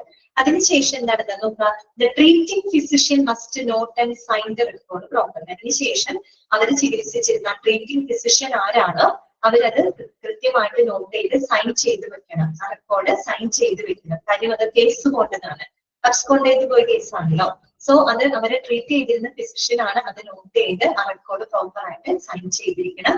എന്നിട്ടോ the matter to be conveyed to the police. ആ മാറ്റർ എത്രയും പെട്ടെന്ന് എന്ത് ചെയ്യാം, പോലീസിനെ അറിയിക്കുക. കാര്യം അബ്സ്കോണ്ട് ചെയ്ത് പോകുന്ന പേഷ്യന്റ് ആണ്, പുറത്തുപോയി എന്തെങ്കിലും സംഭവിച്ചാൽ അതിന്റെ പ്രശ്നങ്ങൾ ഇവിടെ വരാൻ പാടില്ല, ഹോസ്പിറ്റലിൽ വരാൻ പാടില്ല അല്ലെ. അതുകൊണ്ട് എത്രയും പെട്ടെന്ന് അതിൽ ആരെ അറിയിക്കണം, പോലീസിനെ അറിയിക്കണം. ഓക്കെ, അതാണ് അബ്സ്കോണ്ടഡ് പേഷ്യന്റ് കേസിൽ ചെയ്യേണ്ടത് കേട്ടോ. അടുത്തതാണ് against medical adviser. AMA case, DAMA എന്നൊക്കെ നിങ്ങൾ കേട്ടിട്ടുണ്ടല്ലോ, അത് തന്നെ. എഗെയിൻസ്റ്റ് മെഡിക്കൽ അഡ്വൈസർ, അതായത് മെഡിക്കൽ അഡ്വൈസിന് എതിരായിട്ട് അല്ലെങ്കിൽ അതിന് വിപരീതമായിട്ട് എന്താണ് ഹോസ്പിറ്റലിൽ വിട്ടുപോകുന്ന പേഷ്യൻസ്, അങ്ങനെയുള്ളവരുടെ കേസ് നമ്മൾ എങ്ങനെയാണ് അവരുടെ റെക്കോർഡിൽ എങ്ങനെയാണ് രേഖപ്പെടുത്തേണ്ടത് കേട്ടോ. ശ്രദ്ധിക്കാം. The patient who discharged themselves from a hospital against the advice of their treating physicians should be treated as discharged. കണ്ടോ? അപ്പൊ സ്വയം ഡിസ്ചാർജ് ചെയ്ത് പോവാണ് അല്ലെ, സ്വയം ഡിസ്ചാർജ് ചെയ്ത് പോവാണ്, വേണ്ടാന്ന് വെച്ച് പോകുന്ന കേസുകളാണെങ്കിൽ അത്തരം പേഷ്യൻസിനെ നമ്മൾ ഡിസ്ചാർജ്ഡ് ആയിട്ട് തന്നെ കണക്കാക്കണം കേട്ടോ. അത് അറിഞ്ഞിരിക്കാം. അതായത് ഡോക്ടർ പറയുന്നുണ്ട് അഡ്മിറ്റ് ആയി കിടക്കണം എന്ന് പറഞ്ഞാലും രോഗിക്ക് അതിന് താല്പര്യമില്ല, പേഷ്യന്റിന് താല്പര്യമില്ല, പേഷ്യന്റ് അവിടെ നിന്ന് വിട്ടുപോകാനായിട്ട് അവര് ആഗ്രഹിക്കുന്നുണ്ടെങ്കിൽ, അങ്ങനൊരു താല്പര്യം ഉണ്ടെന്ന് വെച്ചാല് അവര് ഡിസ്ചാർജ്ഡ് ആയിട്ടാണ് എവിടെ രേഖപ്പെടുത്തേണ്ടത്, മെഡിക്കൽ റെക്കോർഡിനകത്ത് രേഖപ്പെടുത്തേണ്ടത് കേട്ടോ. ഓക്കെ, അതിനുശേഷം എന്താണ്, it should be made sure that the signature of the patient or his or her nearest relative is obtained in the specific form. കേട്ടോ. അത് മാത്രമല്ല, അങ്ങനെ പോകുന്ന സമയത്ത് ഒന്നുകിൽ പേഷ്യന്റിന്റെയോ അല്ലെങ്കിൽ അവരുടെ ബന്ധപ്പെട്ട ക്ലയന്റ് അല്ലെങ്കിൽ റിലേറ്റീവിന്റെയോ ഒരു സമ്മതപത്രം അതിനോടൊപ്പം തന്നെ വാങ്ങേണ്ടതാണ്. അത് നമ്മൾ ഇവിടെ പറഞ്ഞിരുന്നു, പബ്ലിക് റിലേഷൻ പറഞ്ഞില്ലേ, ലാമ പേഷ്യൻസ് അത് പോവാൻ താല്പര്യപ്പെടുകയാണെങ്കിൽ അവർക്ക് ഒരു ഇത് കൊടുക്കും, AMA പ്രൊസീജിയർ ഫോം അവർക്ക് കൊടുക്കും എന്നൊക്കെ നമ്മൾ അവിടെ പഠിച്ചിരുന്നു, ഒരു ബോക്സിൽ പറഞ്ഞൊരു കാര്യമാണ് അല്ലെ. AMA ഫോം കൊടുക്കും, പ്രസന്റ് ചെയ്യും, അത് വായിച്ച് അവരുടെ കൺസേൺ, അവരുടെ ആ ഒരു സൈൻ അതിനകത്ത് വാങ്ങും. കാര്യം ഇവര് ലിവിങ് എഗെയിൻസ്റ്റ് ആണ്, ലിവിങ് എഗെയിൻസ്റ്റ് മെഡിക്കൽ അഡ്വൈസ് ആണ്. കോവിഡ് എന്തെങ്കിലും ഇഷ്യൂസ് വന്നു കഴിഞ്ഞാൽ എന്താണ് ഹോസ്പിറ്റലിനെതിരായിട്ട് പ്രശ്നങ്ങൾ വരരുത് അല്ലെ. അതിന് വേണ്ടിയിട്ട് ആ ഒരു ഫോമില്, ആ ഒരു കൺസേൺ AMA ഫോമില് അവരുടെ ഇത് വാങ്ങണം, സൈൻ വാങ്ങണം. ഒന്നുകിൽ പേഷ്യന്റിന്റെ അല്ലെങ്കിൽ പേഷ്യന്റുമായിട്ട് ബന്ധപ്പെട്ട റിലേറ്റീവ്സിന്റെ സിഗ്നേച്ചർ അവിടെ വാങ്ങിക്കും. അത്രയേ ഉള്ളൂ കേട്ടോ. അടുത്തതാണ് ഡിക്ലറേഷൻ ബൈ ദ പേഷ്യന്റ്. അവിടെ ക്വസ്റ്റ്യന് ചാൻസ് ഉള്ള കാര്യങ്ങളാണ്, നോട്ട് ചെയ്ത് വെക്കുക കേട്ടോ. ഡിക്ലറേഷൻ ബൈ ദ പേഷ്യന്റ്, അതായത് any patient who wants to make a statement before his death, such statements should be recorded in the patient's file in the presence of a magistrate. Okay, അതായത് ഇപ്പൊ ഒരു patient ഇപ്പൊ മരണമൊഴി രേഖപ്പെടുത്താനുള്ള ഒരു patient ആണെന്ന് വിചാരിക്കാം. അപ്പൊ അവരുടെ ആ ഒരു അവരുടെ ഡെത്തിന് മുമ്പുള്ള അവരുടെ ആ ഒരു സ്റ്റേറ്റ്മെന്റ് എന്തിന് റെക്കോർഡ് ചെയ്തിരിക്കണം, ഈ പറയുന്ന സ്റ്റേറ്റ്മെന്റ്സുകൾ റെക്കോർഡ് ചെയ്ത് വെച്ചിരിക്കണം, പേഷ്യന്റിന്റെ ഫയലില് റെക്കോർഡ് ചെയ്ത് വെച്ചിരിക്കണം. അത് വെറുതെ റെക്കോർഡ് ചെയ്ത് വെച്ചാൽ പോരാ, ആരുടെ പ്രസൻസിലാണ്, in the presence of a magistrate. ഒരു മജിസ്ട്രേറ്റിന്റെ സാന്നിധ്യത്തില് അത് എന്ത് ചെയ്തിരിക്കണം, പേഷ്യന്റിന്റെ ഫയലില് റെക്കോർഡ് ചെയ്ത് വെച്ചിരിക്കണം. ഓക്കെ, ക്ലിയർ ആയി പറഞ്ഞത്? അതായത് മരണമൊഴി രേഖപ്പെടുത്തുന്ന ഒരു പേഷ്യന്റ് ആണെങ്കിൽ അല്ലെങ്കിൽ അങ്ങനെ ഉണ്ടെങ്കിൽ ഒരു മജിസ്ട്രേറ്റിനെ കൊണ്ടുവന്ന് അവരുടെ സാന്നിധ്യത്തിലായിരിക്കണം ആ സ്റ്റേറ്റ്മെന്റുകൾ എന്ത് ചെയ്ത് വെക്കുന്നത്, അവരുടെ ഫയലിൽ റെക്കോർഡ് ചെയ്ത് വെക്കേണ്ടത്. അപ്പൊ നിങ്ങളോട് ചിലപ്പോൾ ചോദിക്കാം, അതായത് ഡിക്ലറേഷൻ ബൈ ദ, ഈ പറയുന്ന പോലെ എന്താണ് സ്റ്റേറ്റ്മെന്റ് ബിഫോർ ദ ഡെത്ത് അല്ലെങ്കിൽ ദാറ്റ് എന്താ പറയാ declaration statement that should be recorded in the patients file in the presence of dash. ആരുടെ പ്രസൻസിലാണ്? മജിസ്ട്രേറ്റിന്റെ പ്രസൻസിലാണ് റെക്കോർഡ് ചെയ്ത് വെക്കേണ്ടത്. ഇനി അടുത്തത് ശ്രദ്ധിക്കുക കേട്ടോ. In the absence of a magistrate, ഇപ്പൊ ഒരു മജിസ്ട്രേറ്റിന്റെ അസാന്നിധ്യത്തില്, മജിസ്ട്രേറ്റ് ഇല്ല, മജിസ്ട്രേറ്റിന്റെ അസാന്നിധ്യത്തില് ആരുടെ പ്രസൻസിലാണ് റെക്കോർഡ് ചെയ്ത് വെക്കുന്നത്? നോക്കി നോട്ട് ചെയ്യുക കേട്ടോ. The declaration can be recorded in the presence of 3 persons, 3 പേരുടെ സാന്നിധ്യത്തില്. ആരൊക്കെയാണ് ആ 3 പേര്? നോക്കി. ദാറ്റ് ഇൻക്ലൂഡ് ട്രീറ്റിംഗ് ഫിസിഷ്യൻ, ഒന്ന് അവരെ ട്രീറ്റ് ചെയ്യുന്ന ഡോക്ടർ, ദെൻ നഴ്സ്, പിന്നെ hospital administrator or his representative. കണ്ടോ? അതാണ് ശ്രദ്ധിക്കേണ്ടത് കേട്ടോ. ചിലപ്പോ ക്വസ്റ്റ്യൻ നോക്കുക, സാധാരണ മരണമൊഴി രേഖപ്പെടുത്തുന്നത് ആരുടെ പ്രസൻസിലാണ്? മജിസ്ട്രേറ്റിന്റെ പ്രസൻസിലാണ് ആ ഒരു റെക്കോർഡിംഗ് നമ്മൾ ഫയൽ ചെയ്ത് വെക്കുന്നത്. ഇനി ക്വസ്റ്റ്യൻ അകത്ത് പ്രത്യേകിച്ച് ചോദിക്കുകയാണ് in the absence of a magistrate, അങ്ങനെ പറഞ്ഞു കഴിഞ്ഞാൽ ആൻസർ മാറും കേട്ടോ. In the absence of a magistrate, മജിസ്ട്രേറ്റിന്റെ ആബ്സെൻസില് അത് രേഖപ്പെടുത്തേണ്ടത് 3 പേരുടെ സാന്നിധ്യത്തിലാണ്. ആരൊക്കെയാണ് ആ 3 പേര്? ഒന്ന് ട്രീറ്റിംഗ് ഫിസിഷ്യൻ, അവർ ചികിത്സിക്കുന്ന ഡോക്ടർ, പിന്നെ നഴ്സ്, പിന്നെ ഹോസ്പിറ്റൽ അഡ്മിനിസ്ട്രേറ്ററോ അല്ലെങ്കിൽ അവരുടെ റെപ്രസെന്റേറ്റീവോ.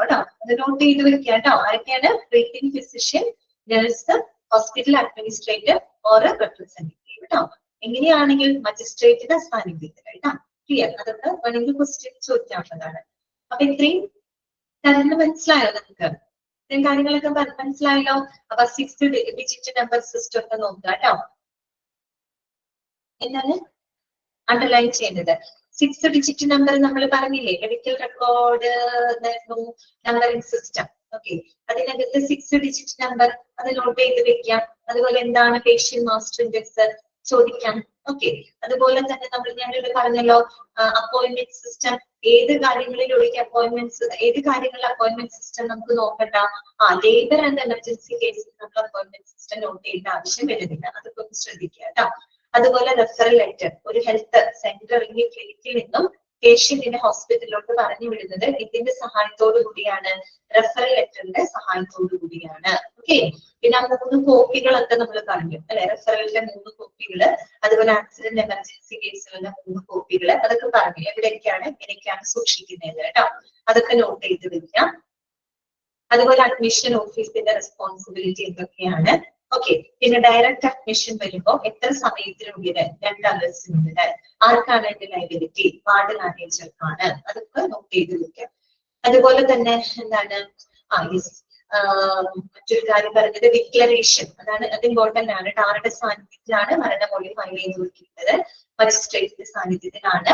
മജിസ്ട്രേറ്റിന്റെ ആബ്സെൻസിലാണെങ്കിൽ ആരൊക്കെ? 3 പേര്, treating physician, nurse, hospital administrator കേട്ടോ.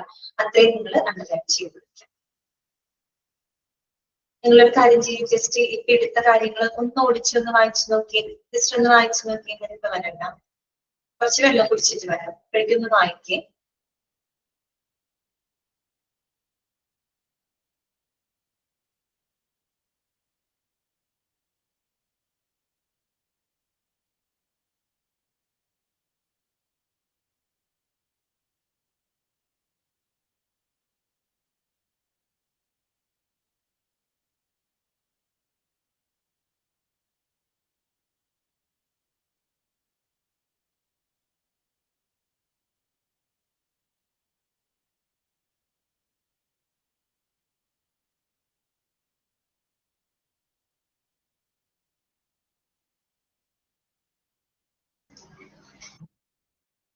ഓക്കെ, വായിച്ചു നോക്കിയോ? ക്ലിയർ ആയോ?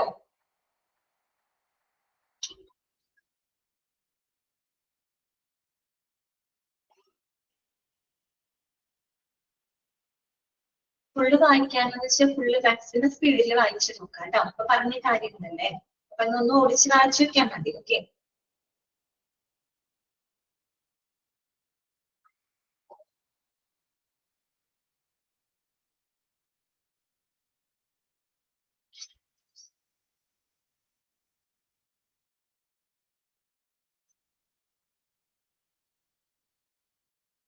സ്കെയിൽഡ് എന്ന് പറഞ്ഞാല് ഫയലിംഗ് ആൻഡ് ഓർഗനൈസിങ് കേട്ടോ.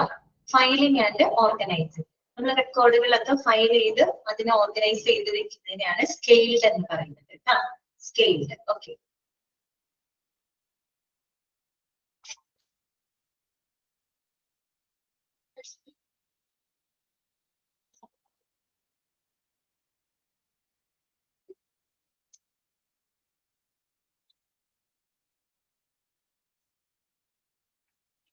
ഓക്കെയാണ്. അപ്പൊ നമുക്ക് അടുത്തേക്ക് നോക്കാം കേട്ടോ.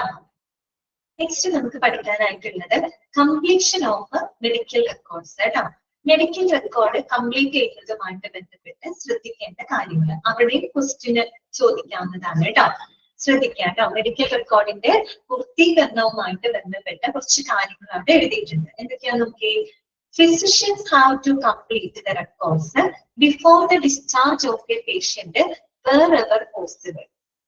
Physicians have to complete the records before the discharge of a patient wherever possible. അത് ഫുൾ അണ്ടർലൈൻ ചെയ്തിരിക്കുക കേട്ടോ. എന്താണ് പറയുന്നത്? അതായത് ഒരു മെഡിക്കൽ റെക്കോർഡ് അത് കംപ്ലീറ്റ് ചെയ്യാനുള്ള റെസ്പോൺസിബിലിറ്റി ആർക്കാണുള്ളത്? ഫിസിഷ്യൻ ആണ് കേട്ടോ. എന്നുവെച്ചാൽ അവർ ചികിത്സിക്കുന്ന അവരുടെ ഡോക്ടർ അല്ലെ, ഫിസിഷ്യൻ, അവരാണ് എന്ത് ചെയ്യുന്നത്? ആ മെഡിക്കൽ റെക്കോർഡുകൾ കംപ്ലീറ്റ് ചെയ്യുന്നത്. ഓക്കെ, അതും എങ്ങനെ കംപ്ലീറ്റ് ചെയ്യുന്ന പറഞ്ഞത്? Before the discharge of a patient wherever possible. അതായത് ഒരു പേഷ്യന്റിനെ ഡിസ്ചാർജ് ചെയ്യുന്നതിന് മുൻപായിട്ട്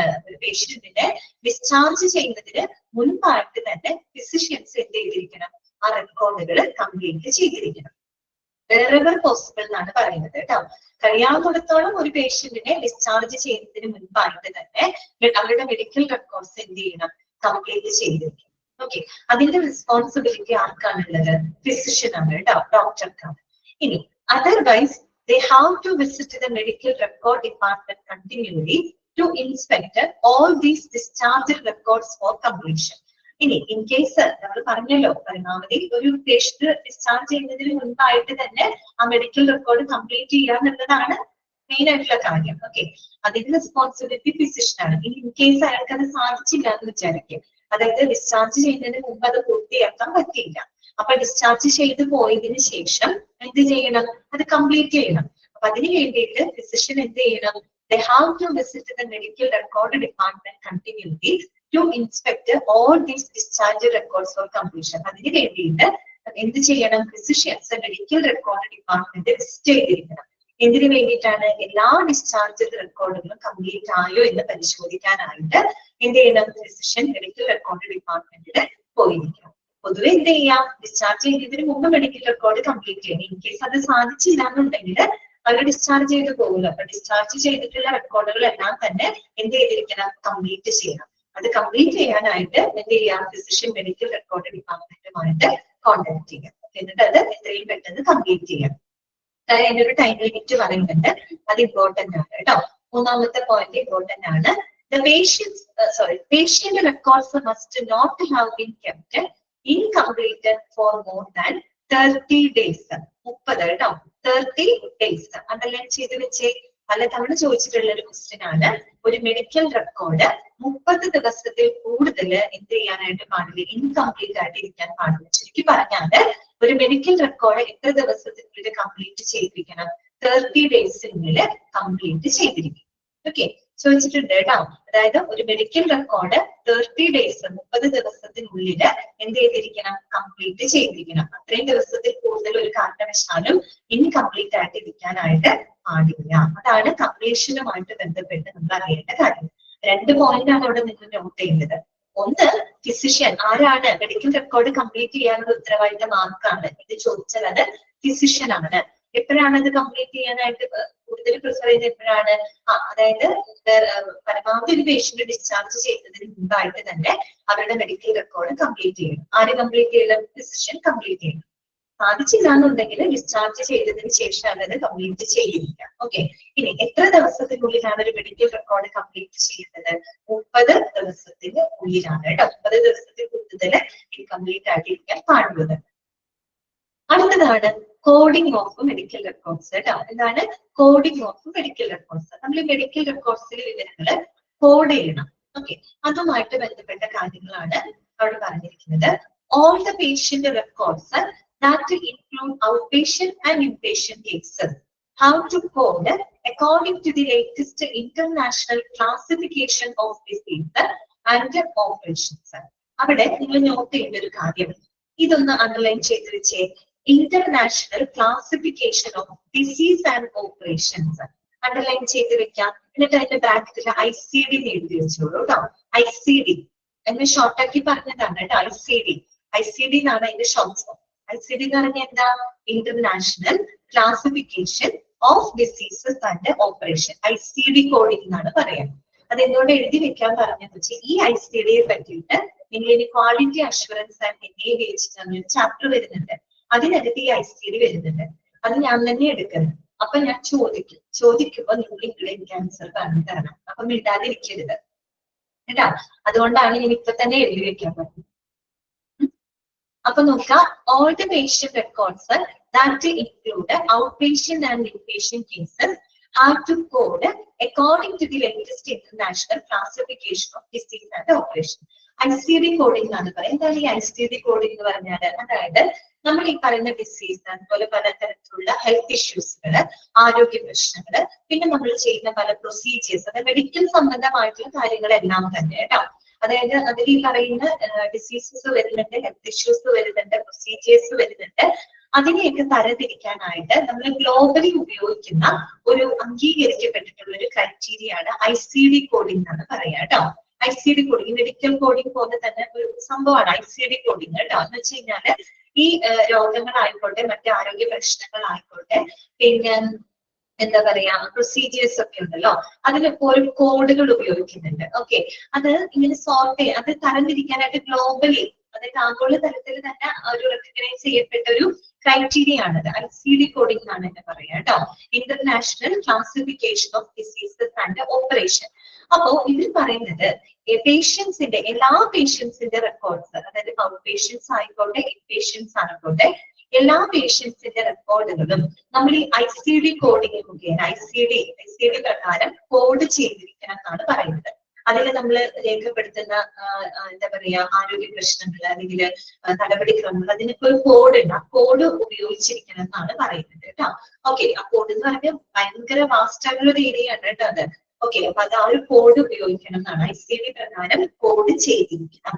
change of health care diagnosis procedures, medical services and equipment into universal medical alphanumeric course. ഈ പറയുന്ന എല്ലാ ഡയഗ്നോസിസ് ആയിക്കോട്ടെ, മെഡിക്കൽ പ്രൊസീജിയേഴ്സ് ആയിക്കോട്ടെ, മെഡിക്കൽ സർവീസ് ആയിക്കോട്ടെ, ഇവൻ നമ്മൾ അതിൽ ഉപയോഗിക്കുന്ന മെഡിക്കൽ എക്വിപ്മെന്റ്സുകൾ ആയിക്കോട്ടെ, അതിനെല്ലാം തന്നെ നമ്മൾ എന്ത് ചെയ്യണം? ആൽഫാന്യൂമറിക് കോഡിലോട്ട് മാറ്റിയിരിക്കണം.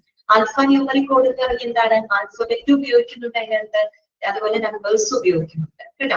അങ്ങനെ രണ്ടും ഉപയോഗിച്ചിട്ടുള്ള അതാണ് ആൽഫാന്യൂമറിക് കോഡ് എന്ന് പറഞ്ഞാൽ. ആൽഫബറ്റ്സ് ഉപയോഗിക്കുന്നുണ്ട്, ലെറ്റേഴ്സ് ഉപയോഗിക്കുന്നുണ്ട്, ന്യൂമറിക് നമ്പേഴ്സ് ഉപയോഗിച്ചുകൊണ്ടുള്ള കോഡിങ്ങിലോട്ട് കോഡ് ചെയ്തിരിക്കണം കേട്ടോ. മെഡിക്കൽ റെക്കോർഡ്സിലെ വിവരങ്ങൾ എന്ത് ചെയ്തിരിക്കണം? ആൽഫാന്യൂമറിക് കോഡിലേക്ക് മാറ്റിയിരിക്കണം. അതായത് കോഡ് ചെയ്തിരിക്കണം എന്നാണ് പറയുന്നത് കേട്ടോ. അത് അക്കോർഡിംഗ് ടു ഇതിനനുസരിച്ച് ICD അല്ലെ, international classification of disease and operation കേട്ടോ. ഓക്കെ, ഇന്ന് ഇത്രയും മതി. നമ്മൾ പറഞ്ഞത് കോഡിങ് വരെയാണ് പറഞ്ഞു നിർത്തിയിരിക്കുന്നത് കേട്ടോ. ഓക്കെ, അൺമ്യൂട്ട് ചെയ്യാണ്, അൺമ്യൂട്ട് ചെയ്തിട്ടുണ്ട് കേട്ടോ. ഇത് പഠിച്ച കാര്യങ്ങൾ ഒരുപാടൊന്നും ഇല്ല കേട്ടോ പഠിക്കാൻ. വളരെ കുറച്ച് പോയിന്റുകൾ മാത്രമേ നമ്മൾ ഇന്നത്തെ ക്ലാസ്സിൽ പറഞ്ഞുള്ളൂ. അത് മാത്രം പഠിക്കാം കേട്ടോ. അതൊക്കെ ശ്രദ്ധിച്ച് പഠിക്കാം. ഓക്കെ, നമുക്ക് ഈ ഒരു ചാപ്റ്ററിന്റെ ലാസ്റ്റത്തേക്ക് വരുന്ന കുറച്ച് ഭാഗങ്ങളുണ്ട്. അവിടെയാണ് കുറച്ച് നമുക്ക് പഠിക്കാനുള്ളത്. പിന്നെ നമുക്ക് ഇതിന്റെ കണ്ടന്റുകളെ പറ്റിയൊക്കെ പഠിക്കാനുണ്ട്. അതായത് ഒരു മെഡിക്കൽ റെക്കോർഡിൽ ഉൾപ്പെടുത്തുന്ന കണ്ടന്റ് ഉണ്ടല്ലോ, അതിനകത്ത് ഈ പറയുന്ന പോലെ ക്ലിനിക്കൽ ഡാറ്റകളൊക്കെ ഉണ്ട്. അതൊക്കെ പഠിച്ചു വെക്കണം കേട്ടോ. ഫിസിഷ്യൻ ഓർഡർ എന്താണ്, ഡിഗ്രി ഓഫ് ചാർട്ട്, അവിടെ നിന്ന് ക്വസ്റ്റ്യൻസ് ധാരാളം വരും. പിന്നെ നമുക്ക് ലാസ്റ്റ് ഫൈലിംഗ് ഒക്കെ പഠിക്കാനുണ്ട്.